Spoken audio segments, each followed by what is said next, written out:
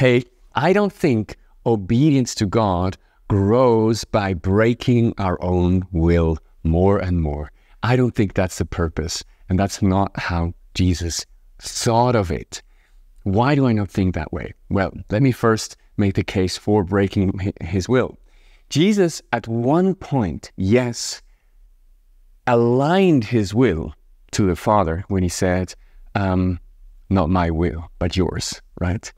He aligned himself, and obviously that broke him. That was at the cross. Everywhere else, he lived the practice not of obedience, but observance. Let me explain what I mean with that. In Matthew 28, there's this passage in verse 20. It's the last verse of the book of Matthew, where it says, teaching them to observe all that I have commanded you, and behold, I'm with you always to the end of the age. Now, if you read it that fast, it doesn't make any sense. It's a great commission. Jesus has all the authority in heaven and on earth. And with that authority, he sends his disciples out and says, go into all the world, make disciples of all nations, baptize them all, right? Teach them to, and then he does not say obey. He says observe. Teach them how to observe all that I have commanded you. Now, observance obviously means that you do things, right? It will result in obedience. But observance is something deeper. It's something long-term.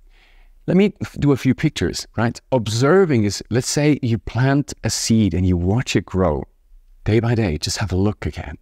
And it grows slowly. It's this slow process of getting to know something. Or someone, right? If you're married and you start to get to know each other, like what's important to your husband, to your wife.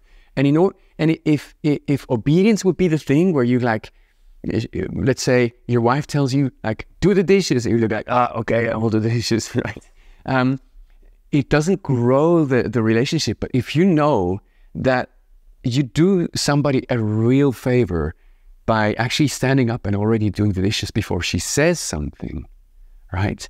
And that's observance, because you have observed the person. You know that person so intimately well that you're going to do things preemptively. Your obedience comes from a relationship of love.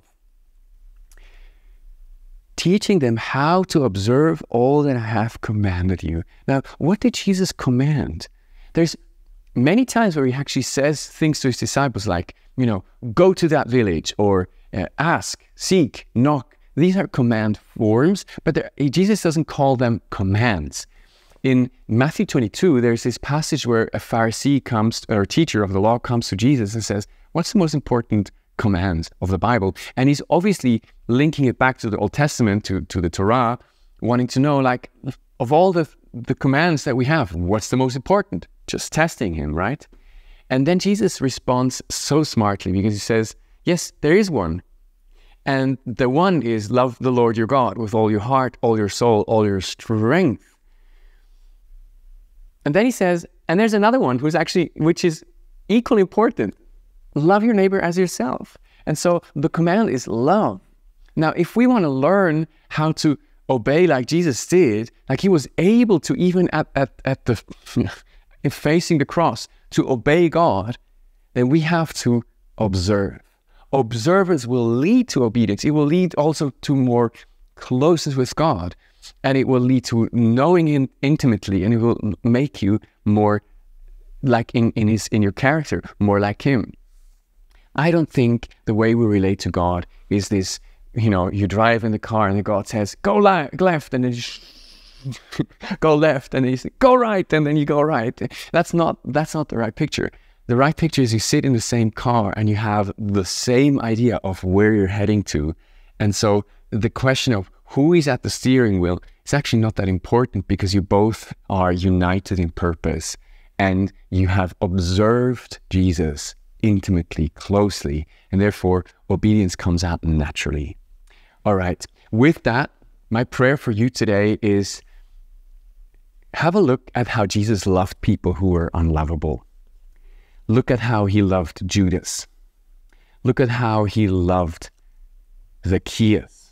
Look at how he loved the woman caught in adultery. Look at how he loved the ones you would despise. God bless you guys. Have a wonderful week.